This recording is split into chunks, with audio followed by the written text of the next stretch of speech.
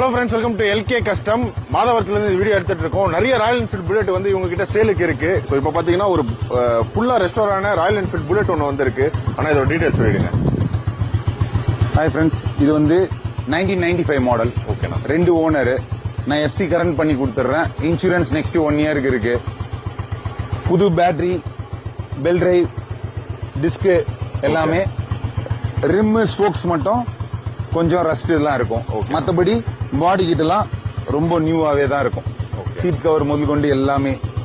இந்த வண்டியோடைய நேம் பாத்தீங்கன்னா மிஸ்டர் பிரபாகரன், நம்ம விடுதலை புலிகள் தலைவர்.